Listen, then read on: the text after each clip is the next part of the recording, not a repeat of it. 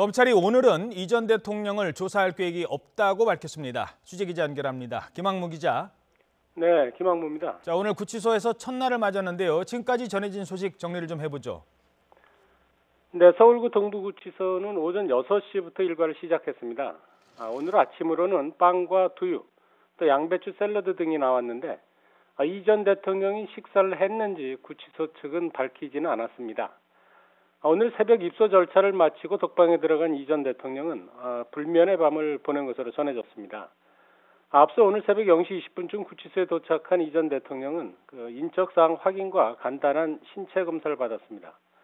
입고 있던 옷과 소지품을 구치소에 맡기고 수임번호가 새겨진 남성 미결 수용 수의로 갈아입었습니다. 이름표를 들고 수용 기록부에 붙일 머그샷 사진도 찍었습니다.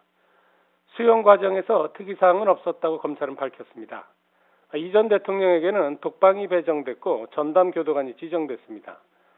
독방 면적은 10.13제곱미터로 화장실 2.94제곱미터까지 고려하면 총 13.07제곱미터, 3.95평을 혼자 쓰게 됩니다.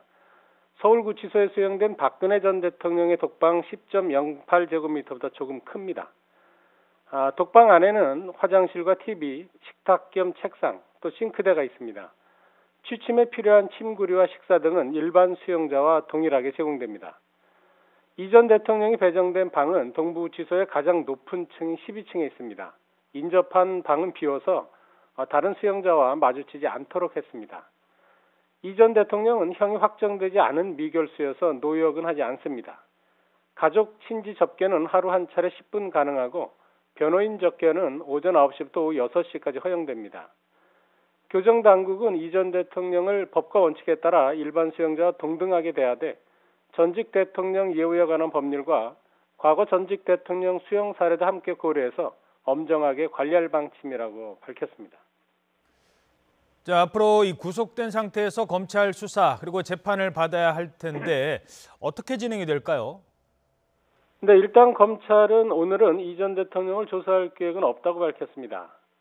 검찰은 77세로 고령인 이 전 대통령이 구치소에 수용되면서 신체 검사와 방 배정 등 입소 절차에 시간이 필요할 것을 판단해 첫날에는 조사하지 않기로 했습니다.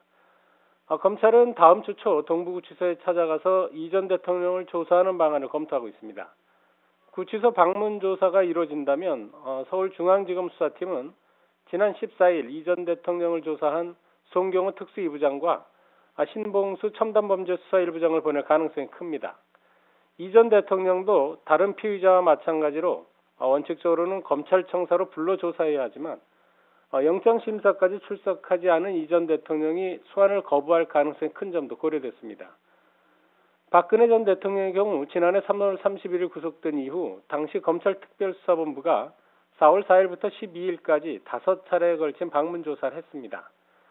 이 전 대통령은 구치소에서 변호사들을 접견하며 검찰 수사와 재판에 대비할 것으로 보입니다. 지금까지 사회부에서 전해드렸습니다.